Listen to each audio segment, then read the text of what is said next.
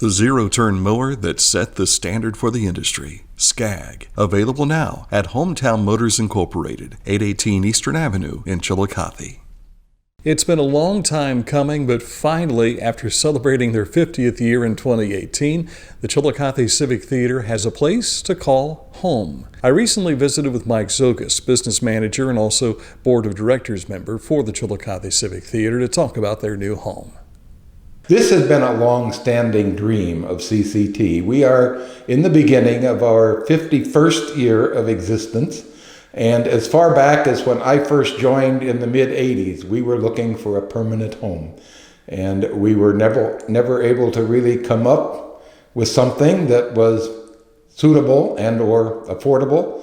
And now we have this facility, and it is built literally on the shoulders of a lot of people that unfortunately are no longer with us, but even back in those days were tremendous supporters of CCT. We have had many donors. I'm not going to try to name any of them because I know that I would leave someone out, and I definitely don't want to do that. But last year, a consortium of local banks, Vinton County Bank, Kingston National Bank, and Rockhold Bank got together, and we talked with them, and they liked what we were doing so much that they got together and agreed to float us a construction loan to get this thing finished.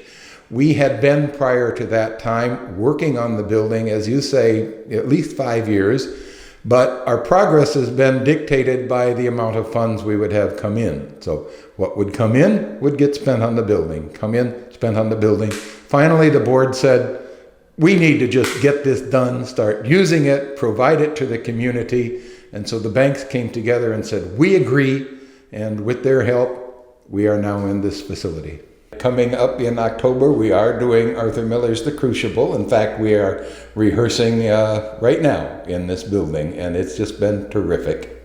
Seating for a little over 100. A little over 100. We could get up to 110, yes. It is not a large venue, and that is on purpose. We still intend to present our bigger shows, which tend to be musicals, in larger venues such as the Majestic Theater or perhaps CHS Auditorium or something of that size. This particular building is designed for our smaller shows, which tend to be our spring and fall shows. And now that we have our own place, we can run extended weekends, multiple weekends, so that gives us more flexibility too to bring in more people. The lobby has 2 windows, as you may have noticed, ticket booth, and it is a dual purpose. It's a ticket booth and a concession area as well. So we will be selling tickets, and we will also be selling concessions out of that area.